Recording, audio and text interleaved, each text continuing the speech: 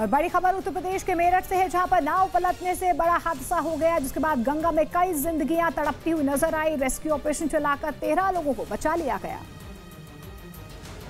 सबसे ताज्जुब की बात ये रही कि जब यह हादसा हुआ उस वक्त पानी की खाली केन लोगों का सहारा बन गई, जिसके सहारे गंगा नदी में डूब रहे लोग किनारे तक आ पाए। तो नाव पर सवार कुछ लोग तैरना जानते थे तो वो तैर कर नदी से बाहर आ गए, लेकिन इस हादसे में एक की मौत हो गई, जबकि एक युवक लापता हो गया, जिसकी तलाश के लिए एनडीआरएफ की टीम ने रेस्क्यू ऑपरेशन चलाया। जैसे ही नाव पलटने की सूचना आसपास के लोगों को लगी, लोगों की भीड़ जमा हो गई। 15 लोग नाविक सहित उस नाव के अंदर थे, जिसमें एक पिलर जो पुलिया का पिलर है उससे वो नाव टकराने से पलट गई और उसमें 15 में से हमने 14 लोगों को रेस्क्यू कर लिया है। बताया गया कि गंगा नदी पर बना भीमकुंड पुल कई महीनों से क्षतिग्रस्त है। शिकायत के बाद भी ठीक नहीं करवाया गया, जिस वजह से लोग नाव के सहारे रास्ता पार करते हैं और उस पर अपनी मोटरसाइकिल भी रख लेते हैं।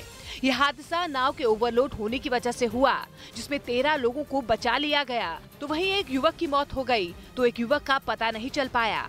वहीं हादसे की सूचना मिलते ही सीएम योगी आदित्यनाथ ने राहत कार्यों में तेजी लाने के दिशा निर्देश दिए।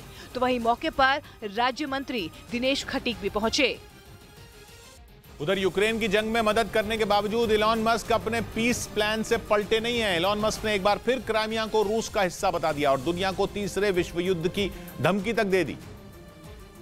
और ये साफ कहा कि अगर क्राइमिया को छेड़ा गया तो तीसरा विश्व युद्ध होकर रहेगा। इलॉन मस्क ने धमकी दी कि परमाणु जंग होगी, जिसमें दुनिया पूरी तरह खत्म हो जाएगी। इलॉन मस्क ने क्राइमिया का सबसे पहले अपने पीस प्लान में जिक्र किया था। वहीं से इलॉन मस्क विवादों में आने शुरू हुए थे। इलॉन मस्क इस जंग में शुरू से ही यूक्रेन के हमदर्द बने हुए थे, लेकिन पीस प्लान सामने आते ही लगने लगा था कि इलॉन मस्क ने पुतिन का साथ निभाने का फैसला कर लिया है। इलॉन मस्क ने यह पीस प्लान ट्विटर पर डाला था। इस पीस प्लान के 2 हिस्से थे। पहला तो यूक्रेन के उन विवादित हिस्सों पर था जहां पुतिन रेफरेंडम करवा चुके हैं। मस्क ने सुझाव दिया था कि संयुक्त राष्ट्र की निगरानी में वहां फिर से वोटिंग कराई जाए, जबकि प्लान का दूसरा हिस्सा था क्राइमिया, जिस पर मस्क ने किसी विवाद या बहस की गुंजाइश तक नहीं बाकी नहीं छोड़ी। मस्क ने कह दिया था कि क्राइमिया तो रूस का हिस्सा है और वो रूस को ही दे देना चाहिए। और इसी बात पर जेलेंस्की बुरी तरह भड़क गए थे। आसमान से बरसती पुतिन की मिसाइलों से पहले जेलेंस्की के निशाने पर मस्क आ गए थे। वजह भी साफ थी, पिछले कई दिनों से जेलेंस्की ही क्राइमिया का मुद्दा उछाल रहे थे। वो ये तक कह चुके थे कि इस जंग का अंत तो क्राइमिया को रूस से आजाद करवा कर ही होगा। 2014 से पहले तक क्राइमिया पर यूक्रेन का ही कब्जा था, लेकिन 2014 में रूस ने क्राइमिया पर कब्जा कर लिया था। क्राइमिया काला सागर में है और यूक्रेन के दक्षिणी हिस्से में है। क्राइमिया पर कब्जा होने की वजह से ही रूस ने दक्षिणी और पूर्वी यूक्रेन पर भारी दबाव बनाया। उसने यूक्रेन की सारी बंदरगाहों को पूरी तरह सील कर दिया और यूक्रेन का समुद्री रास्ता पूरी तरह काट कर रख दिया।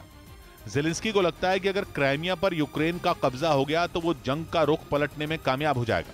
इसीलिए जब मस्क ने क्राइमिया पर रूस का दावा सही बताया तो जेलेंस्की बुरी तरह भड़क गए थे। यहां तक कि उनके समर्थकों ने भी इंटरनेट पर इलॉन मस्क के खिलाफ मुहिम छेड़ दी थी। लेकिन मस्क को लगता है कि अगर क्राइमिया पर आंच आई तो पुतिन अपने परमाणु हथियारों के इस्तेमाल से पीछे नहीं हटेंगे। क्राइमिया रूस की फौज के लिए भी बेहद अहम रहा है। वहां पुतिन की नौसेना का तो बड़ा बेस है ही, दावा है कि परमाणु हथियारों का बेड़ा भी क्राइमिया में मौजूद है। ऊपर से क्राइमिया ऐसी जगह पर है जहां से रूस एक बहुत बड़े इलाके पर आसानी से निगरानी कर सकता है। फरवरी में जब यूक्रेन पर रूस की फौज ने हमला किया था, उस वक्त भी क्राइमिया का तगड़ा इस्तेमाल हुआ था। दक्षिणी यूक्रेन के इलाकों पर हमला करने के लिए क्राइमिया के रास्ते ही रूस की फौज दाखिल हुई थी। इसीलिए मस्क को लगता है कि क्राइमिया पर आंच आई तो परमाणु हथियारों का इस्तेमाल होगा, जिसके बाद तीसरा विश्व युद्ध होकर रहेगा।